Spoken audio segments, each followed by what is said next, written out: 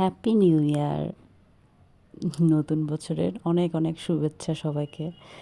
সবাই কেমন আছেন? আমি নির্বেদের মা বলছি।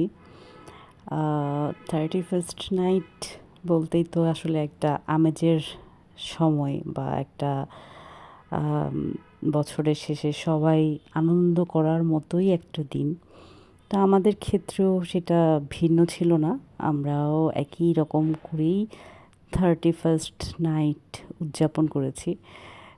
তো কিছু ছোট স্মৃতি ধারণ করেছি। তো ভাবলাম যে সবার সাথে শেয়ার করি। ওই দিন অ্যাজ ইউজুয়াল মানে সবাই যেটা করে বারবিকিউর প্ল্যান ছিল। আর যেহেতু বন্ধু-বান্ধবী বা পরিবার সবাই একসাথে ছিলাম, যার কারণে ডিনারেরও একটা আয়োজন ছিল।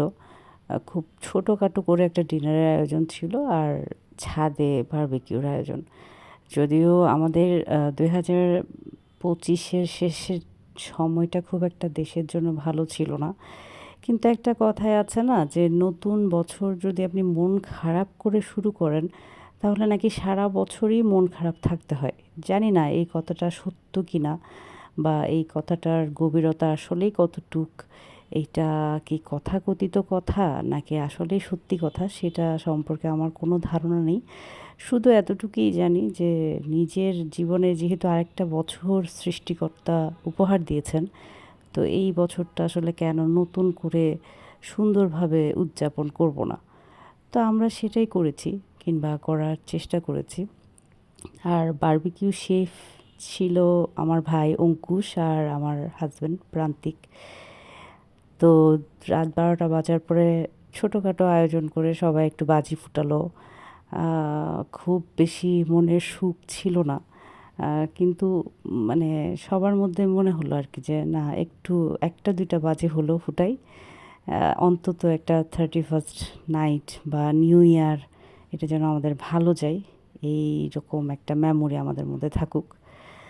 আর কি আর হচ্ছে আমার বন্ধু, আমার হাসব্যান্ডের বন্ধু, আমার ভাই, তারপরে আমার ননস আসছিলেন, উনার হাসব্যান্ড।